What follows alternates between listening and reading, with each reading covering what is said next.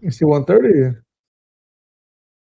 You know what's interesting is that like I've been wanting to travel for a long time. You know, like the last time I traveled was to South America back in December. I know we're in April, and so it's been 4 months since I've been there. Like I kind of do want to go back because I liked it, but because of what had happened geopolitically, I can't really go without spending the extra bread. And I wouldn't mind spending the extra bread as long as it meant me getting more out of what the trip is supposed to give me. In other words, if I were to spend an extra $300 on the trip, I'm gonna get something out of it, right? Not spending the extra money because the same flight that costed less is has skyrocketed because of the geopolitical issue. And so that's the reason why I've been hesitating. I've been wanting to go somewhere this summertime, but it looks like I won't go anywhere because the prices are wide. If prices were like $200, $300 more cheaper, then I would be like, yeah, let's go, whatever. Let's go enjoy life for the one time. But the way things are going, I feel like I traveled enough, or prices are gonna go whack. And this all that this means is that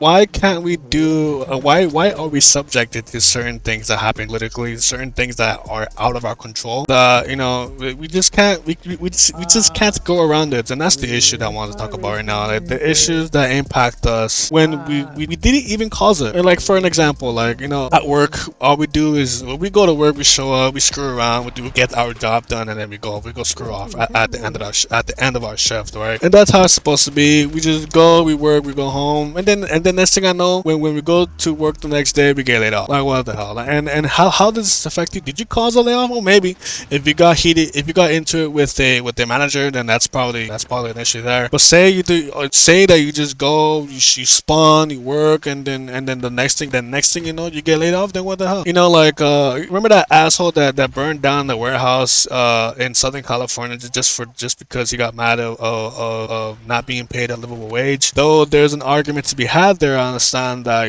sometimes we're being paid dick and we can't really survive off of that wage. The issue also impacted other people that's dependent on that job to do their thing. And so that's the issue that's been bothering me recently. Certain things that we want to do but we can't do because other issues are impacting us, and we didn't even look for that problem. And the easiest way to combat this situation is the best way is the most important way, I would say, arguably, is to maintain patience, to have patience against these things that come at you. Because let's face it, we can be mad at all we want, we can be upset, the last thing we want to do is take it out on anybody that has a problem. In other words, try patience, understand this is an issue, work around it, and be able to say, okay, I am stuck in a situation, let's do something else with my time, with my resources, because they're finite. Yeah, because we have finite resources, we have to use them very sparingly, right? When it comes to finances, we only get a certain income a month, right? Especially, it's more common that we all have only one stream of income, and so we're gonna have to use that income very sparingly, especially if it's low. Another resource that's very finite but very precious is our time, right? If we're younger, we have a lot of time to spare. It starts to become important when we get a lot older, and we realize that we really don't have enough time on Earth to try to figure out certain things that we do in our lives. And so that's when we start to take more control, really take care of our time, really take care of our resources, right? Because if you're not, then something else will sway you into a certain avenue where you just don't want it. You either find out that you don't want to be in a certain position that you found yourself in because of someone else, or you don't realize it later on after the fact, right? So all of this to say is that even though we get impacted